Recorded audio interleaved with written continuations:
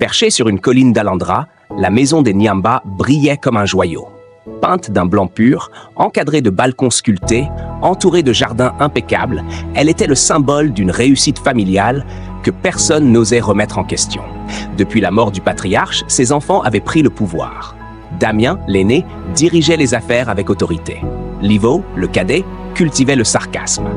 Alina, la sœur, s'enfermait dans son mépris. Seul Milan, le plus jeune, semblait un peu moins dur, mais il restait silencieux. Dans cette maison où tout brillait, un homme ne brillait pas. Le vieux gardien. Silencieux, discret, vêtu de vêtements trop usés, il logeait dans une cabane à l'entrée. On disait vaguement qu'il avait été recommandé par un notaire. Aucun d'eux ne s'était intéressé à lui. Pourtant, chaque matin, c'était lui qui inspectait les verrous, nettoyait les grilles, balayait les feuilles. Il ne se plaignait jamais. Il ne répondait à aucune insulte. Il parlait peu, avec une voix lente et profonde comme un tambour enfoui sous la terre. Les enfants le voyaient comme un meuble, un reste du passé, un vieillard inutile, jusqu'à ce jour-là. L'après-midi était lourd. Dans le grand salon, les héritiers discutaient de l'avenir de l'empire familial. C'est alors qu'un homme entra sans frapper. Costume sombre, mallette en cuir, regard neutre. Il s'assit calmement et déclara « Je suis ici pour la lecture du testament ». Un silence gêné tomba. Les enfants échangèrent des regards. Pour eux, c'était une formalité. Tout leur appartenait déjà. Mais la voix de l'avocat coupa leur certitude. Le testament avait été modifié avant la mort du patriarche, en toute légalité. Et une phrase fit basculer la pièce dans l'irréel. « Je lègue l'ensemble de mes biens à mon frère aîné que j'ai protégé dans le silence pendant toutes ces années. » Un rire nerveux échappa à Alina. Livo se leva d'un bond. Damien cria « Quel frère ?» Notre père était fils unique. Sans un mot, l'avocat tourna la tête vers la porte. Et là, debout dans l'ombre, se tenait le vieux gardien. Le même regard tranquille, le même silence, mais plus personne ne pouvait le confondre, car cet homme qu'ils avaient ignoré venait de redevenir le maître. Le silence dans le salon était devenu pesant, presque irréel. Les héritiers, figés, ne savaient plus s'ils devaient parler, fuir ou crier. L'homme qu'ils avaient ignoré, humilié, relégué à la cabane des domestiques, venait d'être nommé comme unique héritier. Le vieux s'appelait Kelem, et il était, en réalité, le frère aîné du patriarche, fondateur de l'empire familial. L'avocat, toujours calme, reprit la parole. Il déroula les preuves une à une. Actes notariés, lettres manuscrites, photos d'époque, accords signés entre les deux frères. L'histoire qu'ils n'avaient jamais entendue, celle qu'ils n'avaient jamais pensé à questionner, s'étalait maintenant sous leurs yeux. Des années plus tôt, c'était Kelem qui avait eu l'idée de lancer le premier commerce familial. Une boutique modeste, mais prometteuse. Les deux frères avaient tout bâti ensemble. Mais un conflit, puis des pressions familiales, avaient conduit Kelem à se retirer. Pour préserver leur œuvre, il avait quitté le pays, abandonné sa place, laissé son frère cadet briller à sa place. À une seule condition, que les biens soient protégés jusqu'au jour où il reviendrait les reprendre. Ce jour était arrivé. Damien, le fils aîné, se leva, rouge de colère. Il accusa l'avocat de manipulation. Livo, nerveux, demanda si c'était une caméra cachée. Alina éclata en sanglots de rage. Seul Milan resta assis, les mains croisées, le regard bas. Mais personne ne pouvait nier les faits. Tout appartenait déjà légalement à Kelem depuis plusieurs années. Le patriarche, sentant sa fin proche, avait tout transmis en secret pour honorer sa promesse. Le vieil homme s'avança dans le salon, à pas lents. Il ne haussa pas la voix. Il ne dit qu'une phrase. « Vous avez cru que j'étais invisible parce que j'ai accepté le silence. Mais ce silence vous observe depuis le début. » Puis il gravit calmement les marches menant au bureau du patriarche. Les domestiques, debout, baissèrent la tête avec respect. Et les enfants du défunt, pétrifiés, restèrent là dans leur propre maison sans savoir s'ils étaient encore chez eux. Le bureau du patriarche était resté fermé depuis les funérailles. Une pièce imposante, aux murs recouverts de bois sombre, où l'odeur du cuir et du vieux papier flottait encore dans l'air. Kelem s'y installa sans bruit, comme s'il n'était jamais parti. Il s'assit dans le fauteuil massif, posa les mains sur le bureau, et ne dit rien. Il n'avait pas besoin de parler. Sa présence suffisait. En bas, les enfants erraient dans le salon comme des étrangers dans leur propre maison. Ils n'osaient ni monter, ni sortir. La chute avait été trop brutale, trop rapide. En quelques minutes, Tout ce qu'il croyait maîtriser s'était effondré. Le lendemain, les premiers changements furent visibles. Les domestiques licenciés injustement furent rappelés, salués par leur prénom. Les documents de gestion passèrent entre les mains du nouveau maître. Certains comptes furent gelés, d'autres réexaminés. Des contrats douteux furent résiliés. Les voitures de luxe furent envoyées au garage pour être vendues. Fini l'apparat. Place à la reconstruction. Mais Kelem ne les chassa pas. Il les laissa là, sans colère, sans humiliation publique.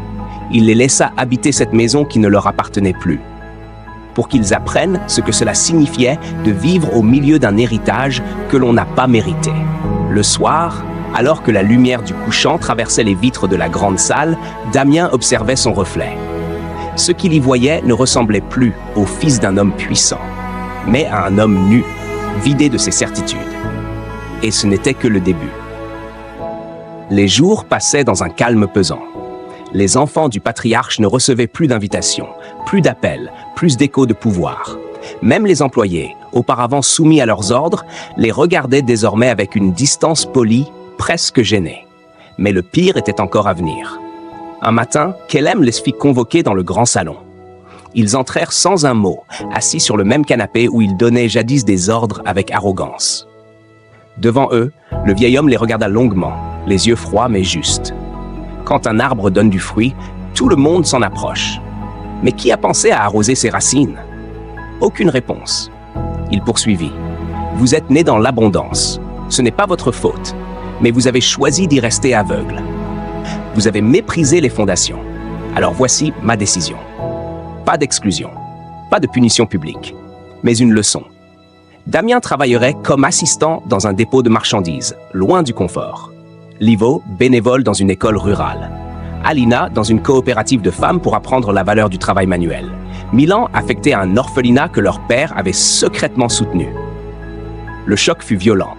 Les protestations fusèrent. « Vous voulez nous humilier ?»« Non, répondit Kelem. Je veux vous réveiller. » Et il déposa sur la table 4 enveloppes, une pour chacun. À l'intérieur, un nom, un lieu, une mission. Leur avenir commençait dans l'ombre. Ils partirent, contraints, chacun vers sa nouvelle affectation. Ce n'était plus des ordres, c'était un choix. Apprendre ou se briser. Damien, habitué aux réunions climatisées et aux sièges en cuir, suait désormais dans un entrepôt à soulever des cartons, appeler des camions, répondre à des ouvriers qu'il appelait petits frères. Aucun costume, aucune hiérarchie. Il tenta de donner des ordres, on lui rit au nez. Il comprit vite, ici, le respect se gagnait à la sueur. Livo, affecté à une école rurale, croyait pouvoir manipuler les chiffres comme dans les bureaux dorés. Mais la réalité était crue. Pas de stylo, pas de cahier. Des enfants assis à même le sol. Une directrice fatiguée mais droite. Il tenta une fraude. Elle le confronta. Il accusa un autre volontaire. Il fut publiquement humilié. Alina, la plus fière, se retrouva dans un hangar à pétrir du savon, à couper des feuilles de manioc, entourée de femmes illettrées, mais dignes. Les premiers jours furent insupportables. Mais un jour, sans comprendre pourquoi, elle se surprit à rire. Un vrai rire, sans filtre ni mépris. Quelque chose s'était fissuré. Milan, le Benjamin, fut le plus silencieux. À l'orphelinat, il partageait des repas simples, fabriquait des balançoires avec des pneus usés, apprenait les prénoms des enfants. Il se réveillait avec le chant du coq, dormait sur un matelas mince. Et dans son regard, une lumière douce remplaçait peu à peu la honte. Pendant ce temps, à Alandra, Kelem observait de loin. Il n'attendait pas qu'ils reviennent meilleurs. Il voulait simplement voir s'ils étaient capables de devenir humains. Ils s'étaient assis comme des élèves appelés pour une sanction. Aucun n'osait regarder Kelem dans les yeux. Leurs vêtements étaient simples, leurs mains parfois calleuses, mais l'orgueil restait tapi dans les replis de leur silence. Le vieil homme les observa longuement, puis sortit un dossier. Il le posa sur la table, ouvrit la première page et parla d'une voix ferme. « Je vous ai laissé partir non pas pour vous punir, mais pour vous confronter à ce que vous aviez toujours refusé de voir. Voici ce que j'ai appris. » Il se tourna vers Damien. « Tu as passé tes journées à fuir l'effort, à déléguer ce qu'on te demandait de faire. Tu as tenté d'acheter ton confort dans un dépôt où personne ne connaissait ton nom. Tu t'es caché derrière ton ancien statut. Tu n'as rien compris. Puis vers Livo. Tu as triché, pour de l'argent dérisoire. Tu as menti à la directrice d'une école où les enfants n'ont même pas de banc. Tu as accusé un autre volontaire, pensant qu'un faux sourire suffirait à effacer ta faute. Tu as sali ce que tu ne pouvais posséder. Alina baissa la tête avant même qu'il ne parle. Tu as bien commencé. Tu as appris. Tu as ri. Mais un jour, ton orgueil est revenu. Tu as humilié une femme qui t'avait corrigé avec douceur. Tu as refusé de t'excuser. Tu as blessé sans raison. Et ce jour-là, tu es redevenu ce que tu étais. Puis enfin, il fixa Milan. Toi, tu n'as pas triché. Tu as partagé. Tu as appris à écouter, à construire, à donner. Mais tu es resté silencieux quand tu entendais l'injustice. Ton cœur est bon, mais ton courage dort encore. Il referma lentement le dossier. Ce que vous avez montré n'est pas une fin. C'est un miroir. Et aujourd'hui, le miroir décide. Le vieil homme se redressa dans son fauteuil. Dans ses mains, une enveloppe scellée. L'avocat, silencieux depuis le début, s'avança avec gravité, puis sortit plusieurs documents officiels. Kelem reprit la parole, sa voix calme mais tranchante comme une lame affûtée. À partir d'aujourd'hui, vous perdez tout droit légal, moral ou symbolique sur cette maison et sur les entreprises de la famille. Les mots tombèrent comme une pluie glacée. Toutes les propriétés vous sont retirées. Vos comptes seront gelés. L'argent que vous avez détourné devra être remboursé jusqu'au dernier dinar, avec intérêt. Et si vous refusez, la justice s'en chargera. Un cri étranglé sortit de la gorge de Livo. Il se leva d'un bond, hors de lui. Vous n'avez pas le droit. Kelem ne le regarda même pas. Je vous ai donné la chance que vous n'avez jamais offerte à personne. J'ai gardé le silence pendant que vous me méprisiez. Et aujourd'hui, je vous rends ce que vous méritez. Il fit un geste. L'avocat dévoila les derniers papiers. Le terrain familial, la maison, les entreprises, tout serait désormais placé sous une fondation. Aucun héritier de sang n'y aurait accès sans avoir prouvé sa valeur. Pas un seul. À vie. La pièce sembla se vider d'air. Alina s'effondra sur sa chaise. Damien serrait les accoudoirs comme s'ils allaient l'empêcher de couler. Livo pleurait de rage. Seul Milan se leva lentement. Il s'inclina profondément devant Kelem, puis sortit en silence. Le vieil homme les regarda une dernière fois. Vous avez traité un homme debout comme un esclave, simplement parce qu'il portait de vieux habits. Aujourd'hui, vous êtes nus, et il ne vous reste que vos cendres. Et sans un mot de plus, il quitta la pièce. Alandra se leva sous un ciel pâle. La grande maison, autrefois vivante de fierté et d'arrogance, semblait figée dans le silence. Les rideaux ne bougeaient plus. Les couloirs, d'habitude pleins de bruit de pas pressés, respiraient une lenteur nouvelle. Kelem s'installait chaque matin dans le bureau du patriarche. Il ne portait ni costume ni montre en or. Juste une chemise propre et un regard déterminé. Les tiroirs furent ouverts, les dossiers triés, les décisions anciennes relues, puis, souvent, annulées. Il transforma le luxe inutile en projet concret. Les voitures vendues financèrent des centres de formation. Les chambres d'amis devinrent des salles de classe. Les tableaux de maître, des bibliothèques pour les enfants de la région. Le passé servait enfin l'avenir. Et les enfants du défunt patriarche? Ils restèrent là, non par force, mais par désarroi. Ils marchaient dans la maison comme des ombres, incapables de quitter les murs où ils avaient autrefois dicté leurs lois. Damien ne parlait plus. Livo évitait les regards. Alina dormait peu, réveillée par des souvenirs qu'elle n'arrivait pas à effacer. Milan, lui, errait silencieusement dans le jardin, un carnet à la main. Kelem les voyait. Il ne disait rien. Sa plus grande leçon était leur propre conscience. Il n'avait rien crié. Il n'avait frappé personne. Il avait laissé le réel parler. Et maintenant, il vivait dans une maison qu'il ne reconnaissait plus parce qu'elle appartenait à la vérité. Alandra se leva sous un ciel pâle. La grande maison, autrefois vivante de fierté et d'arrogance, semblait figée dans le silence. Les rideaux ne bougeaient plus. Les couloirs, d'habitude pleins de bruit de pas pressés, respiraient une lenteur nouvelle. Kelem s'installait chaque matin dans le bureau du patriarche. Il ne portait ni costume ni montre en or. Juste une chemise propre et un regard déterminé. Les tiroirs furent ouverts, les dossiers triés, les décisions anciennes relues, puis souvent annulées. Il transforma le luxe inutile en projet concret.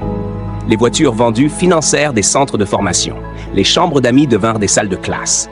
Les tableaux de maître, des bibliothèques pour les enfants de la région. Le passé servait enfin l'avenir. Et les enfants du défunt patriarche, ils restèrent là. Non par force, mais par désarroi. Ils marchaient dans la maison comme des ombres, incapables de quitter les murs où ils avaient autrefois dicté leurs lois. Damien ne parlait plus. Livo évitait les regards. Alina dormait peu, réveillée par des souvenirs qu'elle n'arrivait pas à effacer. Milan, lui, errait silencieusement dans le jardin, un carnet à la main. Kelem les voyait. Il ne disait rien. Sa plus grande leçon était leur propre conscience. Il n'avait rien crié. Il n'avait frappé personne. Il avait laissé le réel parler. Et maintenant, il vivait dans une maison qu'il ne reconnaissait plus, parce qu'elle appartenait à la vérité. Les années passèrent. À Alhandra, la grande maison n'était plus un symbole d'orgueil. Elle était devenue un refuge, une école pour orphelins, un centre de formation, un lieu où les rires d'enfants avaient remplacé les cris d'ambition. Sur le portail, un nom discret était gravé, Fondation Kelem Nyamba. Aucun portrait, aucune statue, juste une trace vivante d'un homme qui avait choisi l'ombre plutôt que le trône. Kelem continuait de vivre simplement. Il ne quittait presque plus son bureau. Chaque matin, il saluait les enfants par leur prénom, partageait le repas avec les enseignants, prenait des nouvelles des anciens employés. Il parlait peu, mais quand il parlait, tout le monde écoutait. Et les enfants du patriarche? Damien vendait des pièces détachées dans un quartier bruyant de Djoroko. Il ne regardait plus personne dans les yeux. Livo enchaînait les procès, endetté, amer, méprisé. Alina vivait recluse, obsédée par les apparences, mais plus personne ne venait frapper à sa porte. Milan, quant à lui, avait quitté le pays. Il rejoignit une mission humanitaire et ne revint jamais. Mais il écrivait, toujours, de longues lettres qu'il n'envoyait à personne. Un soir, alors que le vent soufflait doucement sur la colline, Kelem s'éteignit dans la cabane qu'on lui avait autrefois imposée. Il souriait, non pas de vengeance, mais de paix. Il avait tout perdu, puis tout reconstruit, sans bruit, sans haine, avec silence, mais avec justice.